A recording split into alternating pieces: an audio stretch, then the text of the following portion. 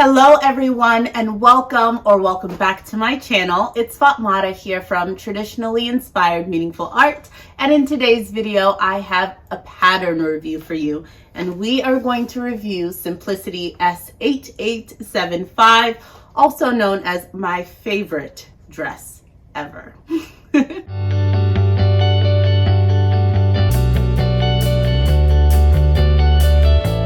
So I talk about S8875 quite a bit. I absolutely adore this pattern and have been able to make it now 3 times. So I'm going to walk you through the pattern itself, what you can expect, and how they sort of describe it, okay? So first and foremost, it is described as a Mrs. dress. That's it.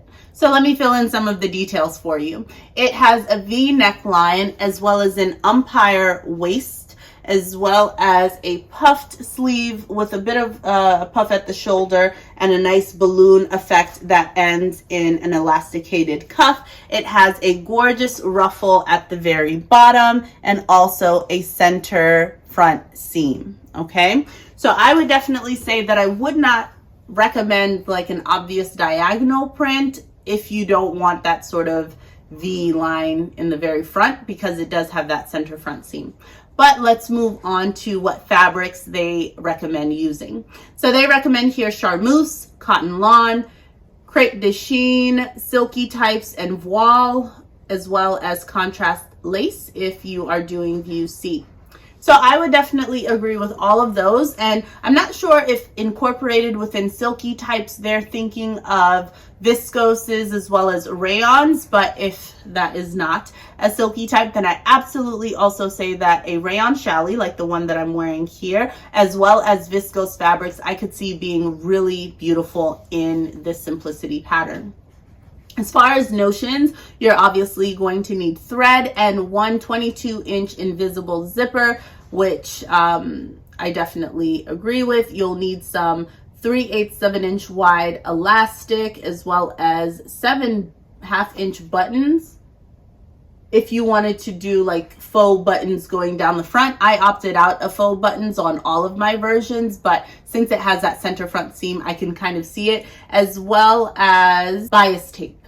Okay, so there are a couple of things that they want. As far as sizes go, I'm going to try and pop up an image of their sizing chart, but they have sizes 6 through 22, and for a size 6, the bust measurement is a 30.5-inch bust, and all the way up to a 44-inch bust for the size 22.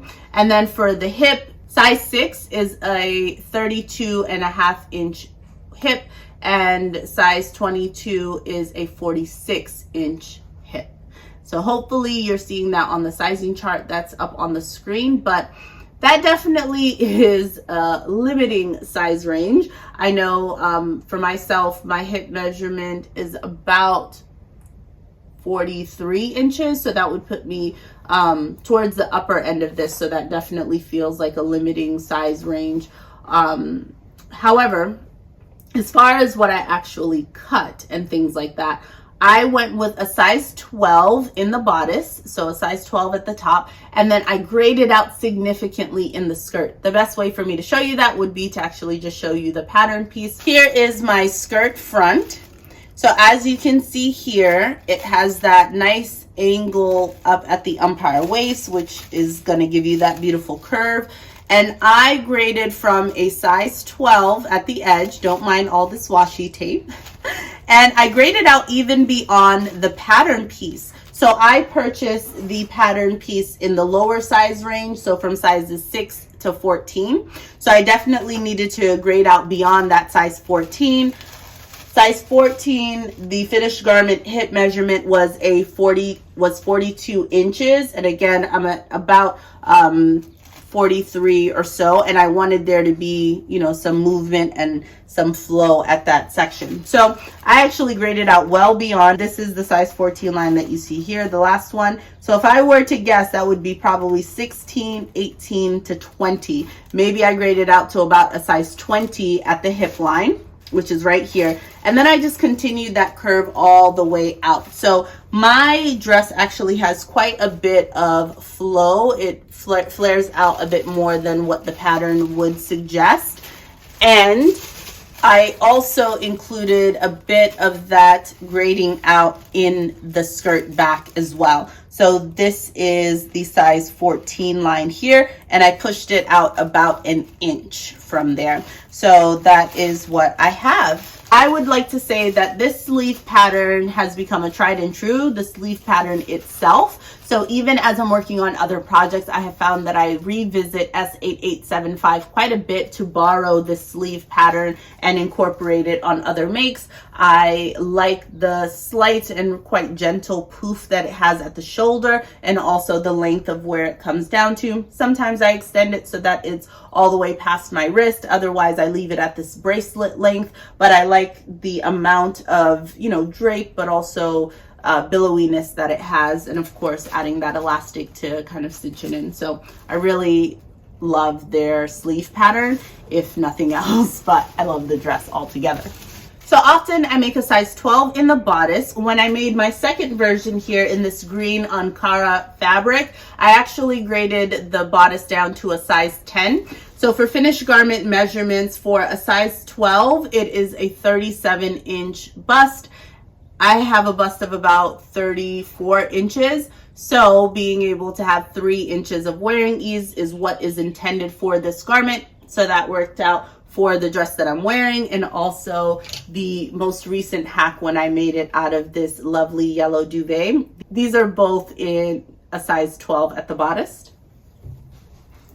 Now, when I made it out of the green Ankara fabric, I was wondering whether or not I could get away with a size 10, because that finished garment measurement is a size 35.5-inch bust, and I figured I could probably fit within that. Now, Ankara fabric is a lot more rigid and firm, so it worked and it fits, but it fits like a glove, you know. So it's one of those things that you can get a bit self-conscious in the tummy area, because this doesn't have a defined waistline. It's sort of you know, from right under the bust and goes all the way down. Any sort of bulge or you know, after a really good meal, if you're really full, if that's something that you often have are conscious of or are concerned with for your body type, I would definitely just want to point out that this dress doesn't do any favors in that area. So every time I wear it, I'm like,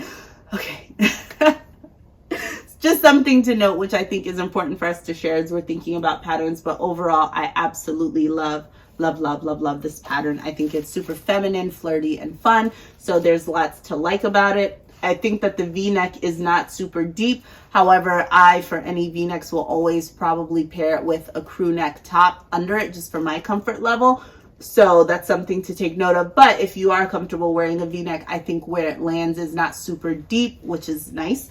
And I also would say that the instructions do a decent job of kind of showing you how to get that peak of the V just right. So I would just say follow along with the instructions. It is quite nice. I love the added weight that the ruffle at the bottom of the dress gives the dress. So it allows it to hang really nicely all the way down, even if you're using a lighter fabric, which just makes the movement and the drape of this dress exquisite. It's a beautiful, beautiful pattern. And I knew from looking at this cover that it'd be one that I love, but I'm really happy each time that I revisit the pattern, just how much more I fall in love with it. As far as dislikes, I don't know that I have a dislike. I think being that it is a V-neck, it's something that was on the cover. I knew that. I think that for me presents just not a challenge, but an additional thing that I have to think about if I'm wearing this dress, just what I would pair under it. However, I will say that I did purchase this Butterick B705 mainly because I think they have a similar design line with that umpire waistline, as well as the gathers. Of course, this is a raglan sleeve and this is a set-in sleeve, so there is a difference there. And the Butterick pattern does not have that center front seam, so that was another bonus. But I think the shape that it gives and the silhouette is very similar, and that's one of the reasons I picked this up. as it has that higher neckline. So I won't, if there's a fabric that I have that I don't want to necessarily worry too much and fiddle with finding something to wear under it, I often reach for this Butterick B705 pattern to get a similar look to this Simplicity S8875.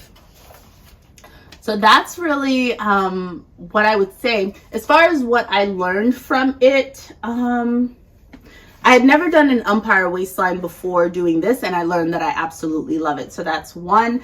This pattern does include facings to do the neckline. And in my third version of this, in my most recent hack of it, I actually fully lined the entire insides, which I like. And there might be some fabrics that I would consider lining, even if it's just the bodice piece of this, just to get a really clean inner finish. I haven't necessarily, I can't say that it's really bothered me having the facing in many of them. I tack it down in the center, and at the shoulder seams, I tack them to itself just to make sure it doesn't ride up even after understitching it, just to make sure it's not going anywhere. But I do like the look and feel of it when it is fully lined in the bodice, as I did here with this yellow dress.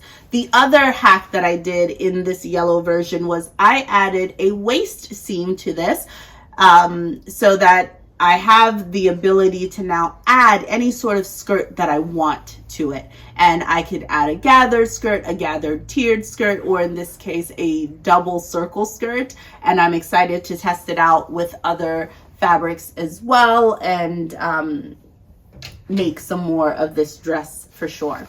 Would I recommend it? 100%, absolutely. You see what it looks like in a vibrant, beautiful Ankara fabric, what it looks like in a rayon challis, and what it looks like in a lighter weight cotton material. It is just so beautiful. Again, the design lines on this, I think they hit the nail on the head with it and did an incredible job. And there are elements of it that I have used again in other makes, like the sleeve of this pattern. So I absolutely love it and would highly recommend it. As far as alterations that I've made to this, I have lengthened and increased the length of the ruffle at the bottom just to hit a little bit closer to my ankle. But aside from that, I think that was the only hack that I've made or alteration that I've made in the versions that were intended to look like the package. My very sunny yellow version was not necessarily made to look just like the pattern. I knew that it would look significantly different with that waistline seam, so that was more of a hack. But as far as alterations to the actual pattern, it was just to lengthen that ruffle so that I got it closer to my ankle. So that's it. I would say if you have this pattern, have been thinking about it, or have seen it here today and think that it's one for you, it is a definite springtime, summertime staple in my wardrobe, and I hope that you enjoy it as well. I really hope that this pattern review has been helpful. I am learning and trying my best to do really effective, informative, and entertaining sort of pattern reviews. A lot of the different sections or areas that I'm covering, I've actually borrowed from Talisha from Creativity by T. I love the pattern reviews that she does. I love that she talks about what she's learned and some different other elements that I tried to incorporate in my video here today. If you don't already follow Talisha over at Creativity by T, I am going to link her down below so that you can, because I think her videos are also really incredible and she does consistent pattern reviews. So hopefully you can check those out. But enjoy, make an S8875 if you have not already.